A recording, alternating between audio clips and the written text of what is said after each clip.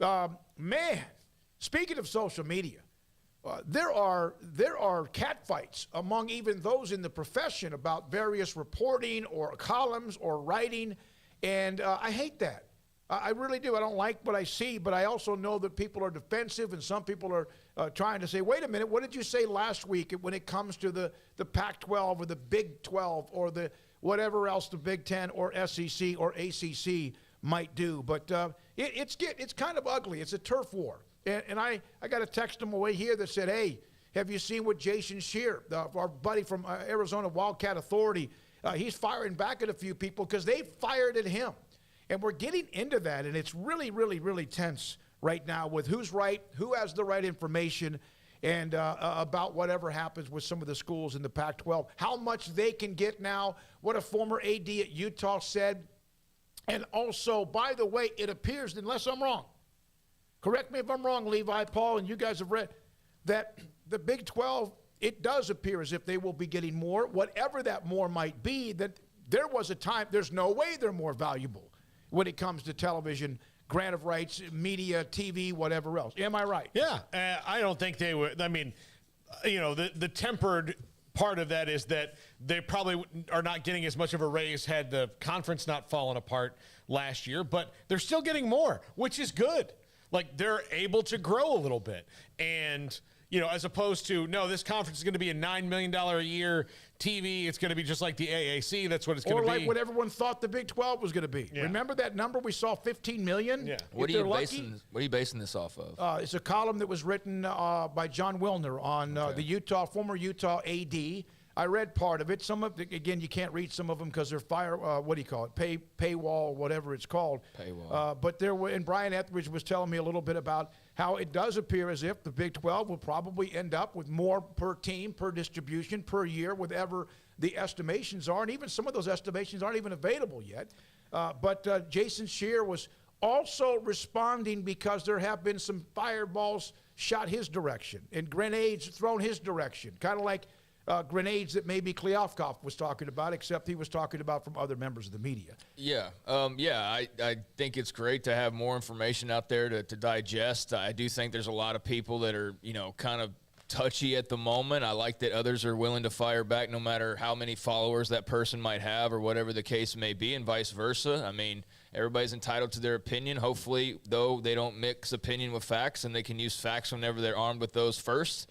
And then if it delves into the opinion side of it, then, yeah, go forward with that as well. But, I'm always good to welcome in new numbers and new facts, and I know it's all very confusing to people. It's very confusing to me as well. I don't like numbers.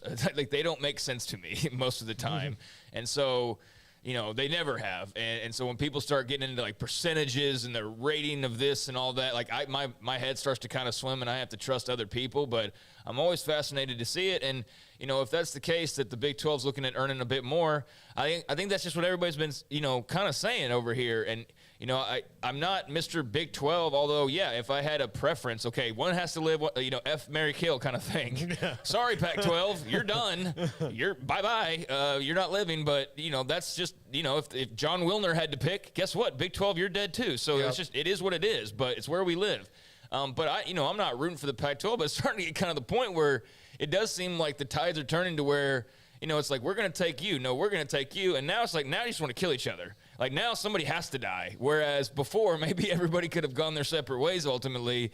Now it's like, that probably could happen, but people want blood because there's been so much back and forth trash talk. So, yeah, that's been interesting to see. And I know I can't really go off anything more than just I've gone with this feeling, but I just look at the Pac-12 and kind of the way it's set up, especially the flimsiness of Oregon and Washington, the fact that we have no assurance that they're going to sign anything remotely long-term here in the near future, whereas with the Big 12, they all have at least a couple years. Like, that's been my thing with the Big 12 all along, and while I've asked everybody that we've had on pretty much of, do you think it's better or worse to have the contract coming up right now, which is what the Pac-12 has? And what I've kind of seen is the Pac-12 stuff has bled into the Big 12 stuff. So they're comparing right now what they're worth. The Big 12 still has 2 years. So, like, who knows what we're talking about next summer? If Oklahoma State runs off and rips off a national title or something, which I know is low percentage odds, but if that were to happen, or Baylor or whatever, that kind of would change things a little bit. Because all of a sudden you'd have like, whoa, one of your brands just won a freaking national title. And I know basketball doesn't play as much into the equation, but if, Baylor goes and wins another national title or Kansas wins another national title, that's just another feather in your cap. So I think that's why I've viewed the Big 12 as being in a better situation, is because as much as it feels like they have to panic and do something immediately, I think that's just stemming from the Pac-12's feeling of they have to do something and pretty much do it right now. And so everybody's got that feeling of like, oh my gosh, we've got to jump or we're going to, perish. But the Big 12 just needs to kind of take a deep breath and realize you don't have to do something by tomorrow. Right. You have some time to kind of see this thing out. And so really, the Pac-12, it has a more urgency, obviously, Yes. but they don't have to react today either. No. It's just like, again, it's that instant gratification. We want an answer right now. The other thing I think people need to remember is, and we've heard this from a couple of different analysts, if you ask the students, the fans, the alumni, or maybe the alumni that don't give millions of dollars, those alumni, the regular alumni, the Joe Schmoes of the alumni world, at Arizona, at Colorado, at Utah probably, they would all say, let's go to the Big 12 right now. Like if you ask them, Some number of them would, yeah. So that you have you probably have the majority of those people going, let's get out of this because we're sick of what's been going on. We're sick of the rest. We're sick of the network not working out right. The writing's on the wall. This isn't the conference. If you're Colorado, this isn't the conference we joined anymore. That we left to join. We were better in the Big 12 anyway. All those kind of things that fans say, but administrators don't see all those complaints that you are very small on their blips on their radar. Yeah. Yeah, I agree. And you almost wish, what would happen if the fans made the decision? Big 12's winning that. I'm sorry. They're winning that. And, I know that Wilner in particular has made comments of there's modest differences between the fandoms or whatever.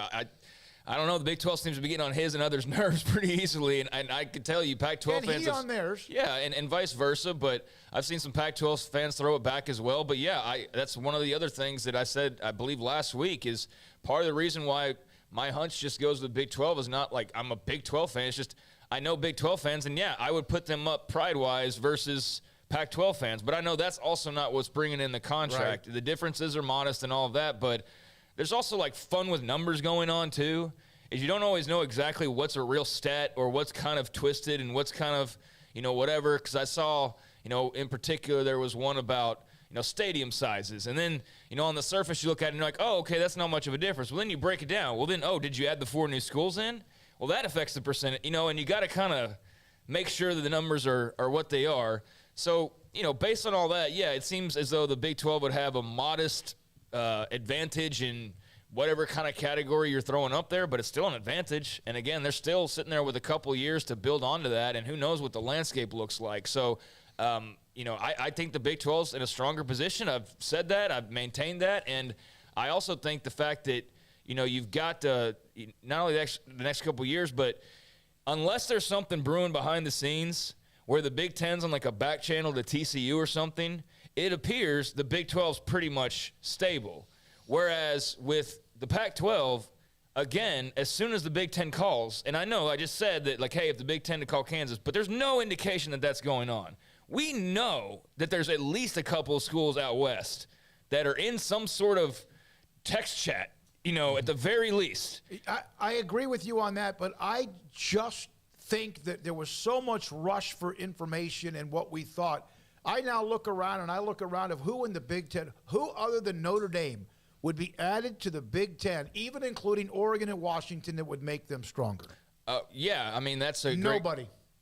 That make them stronger? Yeah, probably not anybody. Nobody would. But I don't know though, because I think if you were to add a combination of schools, then yeah, you could. If you were to add Clemson, Florida State, and Oregon, you're going up. I'm not looking at the ACC. I'm looking at the Big Ten, trying to look at teams if they were to look at the Pac-12 and or the Big 12. You look at anyone that they could pick from, anybody from those two conferences right now, with all due respect to all of them, who among those schools would actually add more to what they're going to get already? Yeah, and I get that, but that's if it's strictly about value. And I know that's what we've been pounded over the head for the last month is it's about who adds value, who adds value, who adds value. But you also can't look away from the strategic side of it.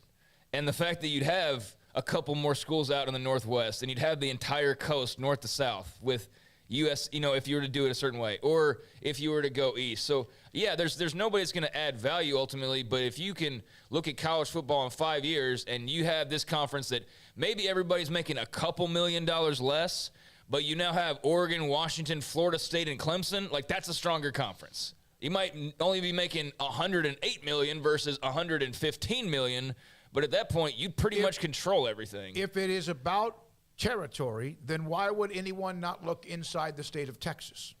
Well, that's what I just got done saying. How do we not know that the Big Ten's not on a back channel to TCU right now? Or just as it's school, or just in general, go ahead. I mean, that's what is the wild card is that. Like, we certainly don't know all the information. We didn't know about USC and UCLA. We didn't know about Texas and Oklahoma. So who are we to say that we know for sure that there's not some conversation going on? But, like, if you're to look at it on that way, unless there is something in the Big 12 brewing, we openly know that there's at least that thought going on in the Pac-12 with up to 4 schools potentially. So, yeah, that's a big difference to me right there is kind of the flirtation factor. Sergeant Pickles 13.